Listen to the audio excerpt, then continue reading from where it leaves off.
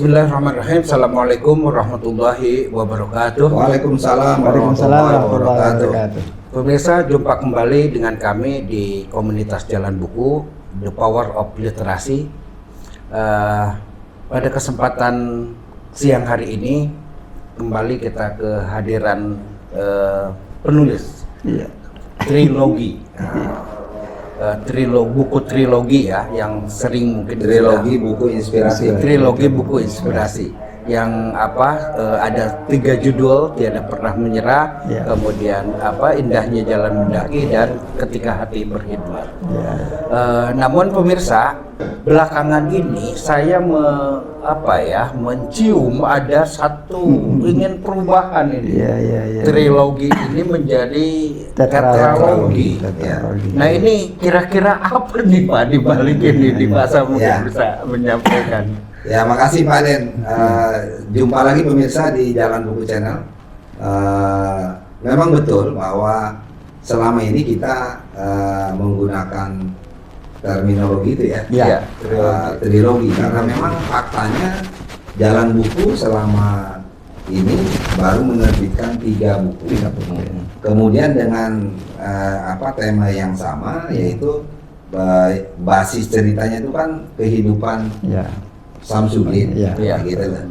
Baik dia kehidupan pribadi sejak kecil sampai naik remaja, kemudian kehidupan keluarga sejak remaja bercinta gitu ya. Di Indahnya Mendaki, Indahnya Jalan Mendaki, kemudian naik lagi ketika dia berdedikasi, ketika dia melakukan pengabdian di dunia birokrasi. Yaitu tepatnya 85-2015, gitu loh.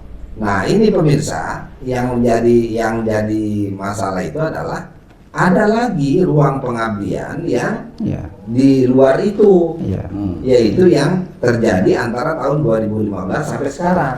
Nah, judulnya kira-kira apa itu? Nah, judulnya itu, ini judulnya saya awalnya itu ingin pengabdian tiada henti.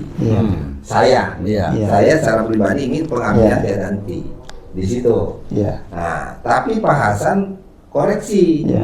Maklum lah, karena Pak Hasan ini punya kemampuan sastra yang luar biasa. Kalau dibanding saya, kita ini miskin Pak Den. Kalau soal nulis sastra, tapi kalau nulis formal kan biasa ya.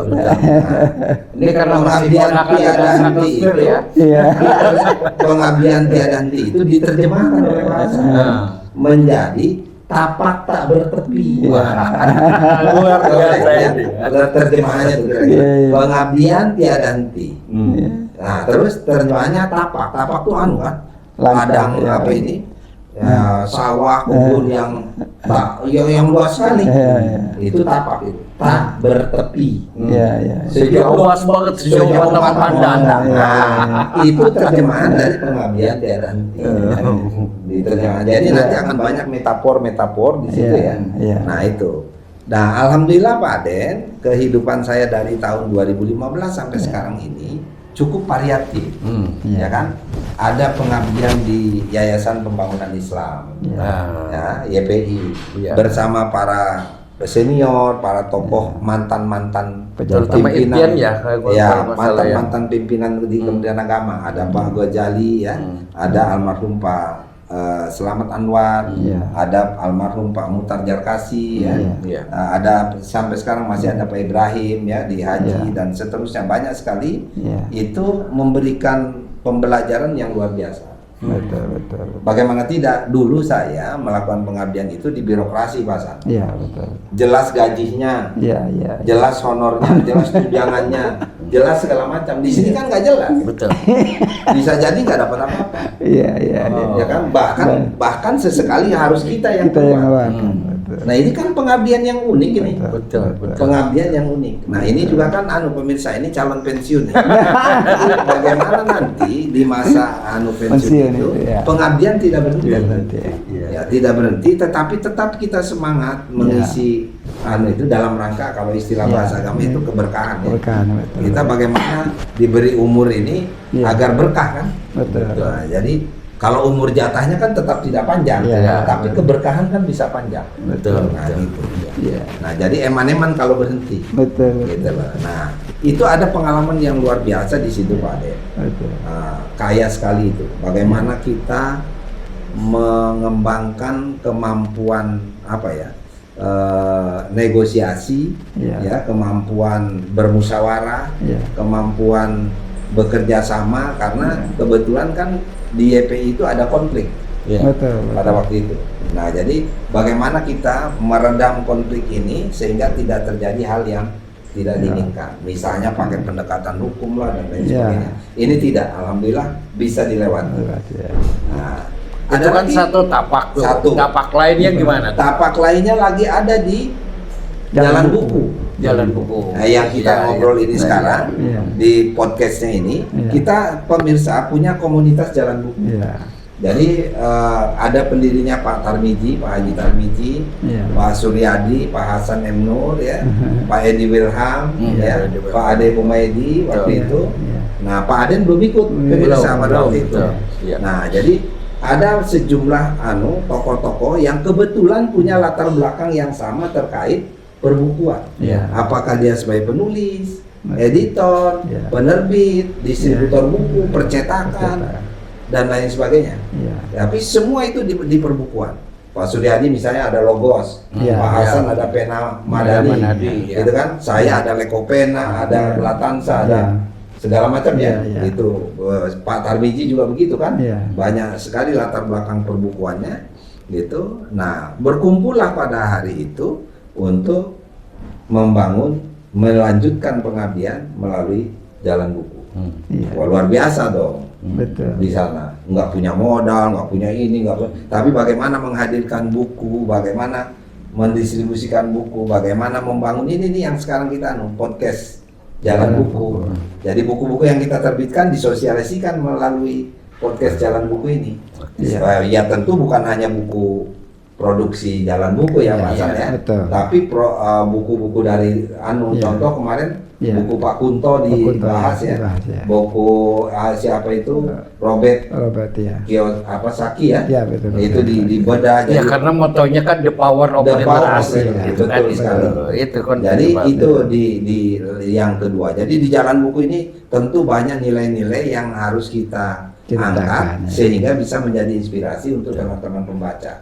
Itu baru dua tapak tuh. Dua tapak. Tapak berikutnya dilalah saya tuh ketemu Pak Firman. Pak Firman Bahtiar.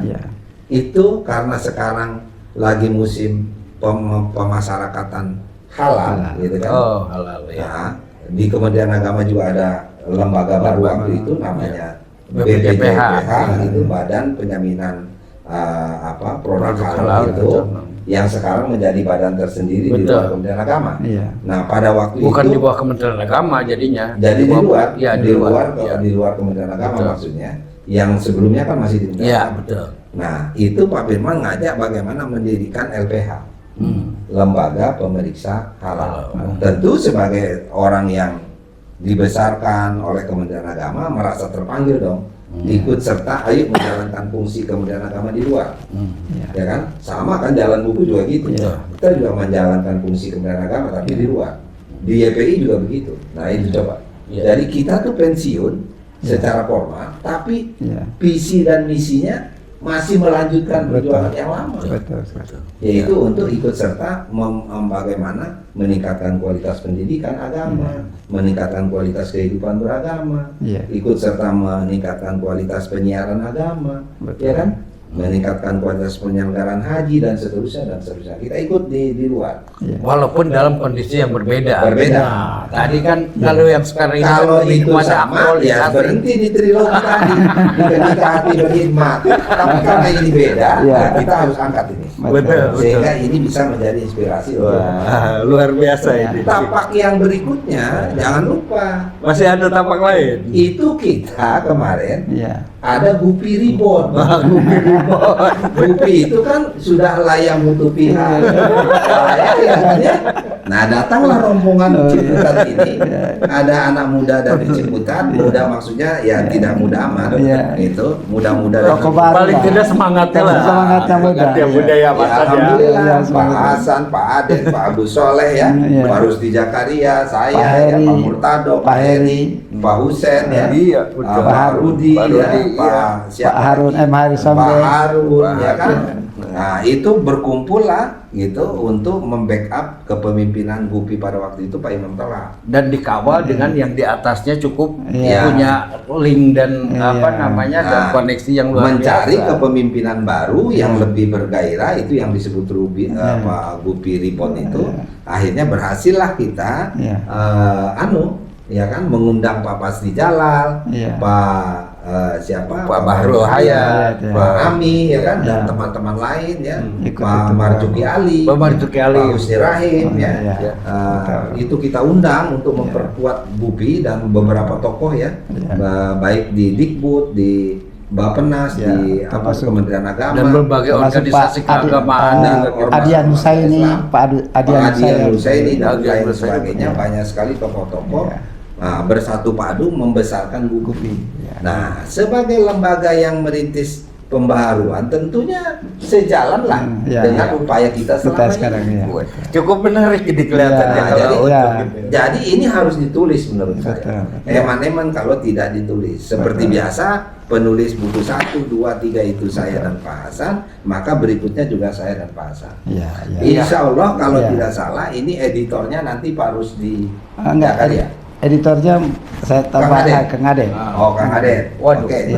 Editornya kehormatan bagi saya nih untuk jadi editor. Ya, oke. Itu nanti editornya. Tapi pengantarnya saya akan mohonkan kepada sesepuh saya, Pak Ghazali. Itu Pak Ghazali. Pak Ghazali. Mantan Sekretaris Jenderal, mantan Inspektur Jenderal, mantan Dirjen Haji dan Bimas Islam dan Urusan Haji. Waktu itu ya. Nah, itu jadi insya Allah nanti buku ini tidak kalah pentingnya dibanding buku-buku yang sebelumnya. Karena itu kita sepakat nanti bukan trilogi lagi, jadi menjadi tetralogi. Silakan Pak Hasan. Ya, jadi saya kan menarik karena saya lihat rata-rata itu pensiunan menurut hasil penelitian itu setelah pensiun itu jangka waktu tidak lama, 2-3 tahun kemudian itu meninggal. Bahaya nih. Karena calon pensiun seperti yang dikatakan Bang Sam tadi itu, kalau ketika kita aktif itu di birokrasi itu kan jelas, bulanannya jelas, gaji jelas, apa-apa semua jelas dan diperlakukan secara istimewa kan. Begitu pensiun itu semua hilang. Bahkan gaji pun dipotong sekian persen kan. Jadi kita itulah yang menyebabkan banyak pensiunan itu kehilangan keseimbangan. Jadi post power syndrome sehingga rata-rata itu meninggalnya begitu cepat setelah pensiun itu cepat sekali. Nah, saya lihat fenomena di Bang Sam dan kawan-kawan yang lebih menyadari bahwa fenomena pensiun itu biasa saja, hanya pindah tempat saja, tempat pengabdian. Sehingga dengan usia yang pensiun yang sudah lama, tapi terus saja aktif memberikan pikiran, pandangannya, jadi kontribusinya tetap jalan terus. Itulah yang membuat saya tertarik. Wah, ini menarik untuk diangkat menjadi sebuah cerita yang mudah-mudahan bisa menginspirasi kawan-kawan yang menjelang pensiun maupun setelah pensiun itu apa yang bisa dikerjakan oleh mereka. Wah, kalau gitu pas judul tadi, tapak tak bertepi. Jadi seakan-akan memang orang itu tidak pernah berhenti berbuat. Tidak pernah berhenti berbuat sampai saatnya Allah memutuskan kata akhir baru berhenti. Ya, kita hidup seolah-olah kita bekerjalah kata Nabi itu seakan-akan kita akan hidup selama-lamanya gitu. Jadi meskipun besok kiamat, hari ini kita dapat biji kurma, kita tanam.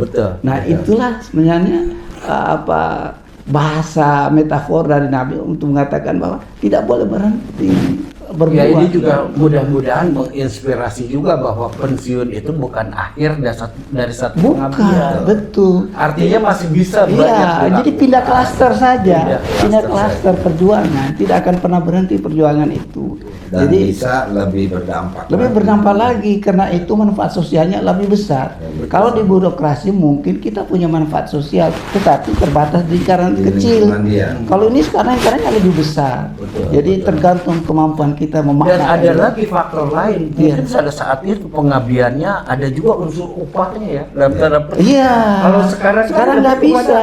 Orang makanya dibilang Bang Sampai, Jadi bahkan lebih kita tulus. Lebih tulus. bahkan kita. Jangan-jangan itu yang membuat masuk surga. gitu. Iya. Karena kita sering berdoakan, ya Allah semoga kami husnul khotimah. Iya. Ya kan? Iya. Minta taubat nasuha. Iya. Ya kan? Minta husnul khotimah. Husnul khotimah. Itu dikabulkan dengan cara pengabdian tiada berhenti. Jadi saya sudah menemukan apa ide dasarnya, ide besarnya itu. Memang karena ini biasanya pengalaman formal itu kan susah kita menerjemahkan dalam bahasa yang lebih ringan, lebih bisa diterima oleh semua pihak. Nah itulah yang sedang kita olah, bagaimana caranya supaya orang bisa membacanya dengan enak tanpa terlalu berat gitu kan. Nah itu yang kita coba ini. Nah, sekarang di bab 1 itu sudah kita selesaikan. Insya Allah itu kita baca ulang lagi untuk supaya bisa mendapatkan yang terbaik untuk bisa dibaca oleh pembaca kita. Baik, terima kasih Pak Sam, Pak Hasan atas wawasannya untuk buku baru melengkapi trilogi menjadi tetralogi ini. Dan tentu kami tidak sabar lagi menunggunya.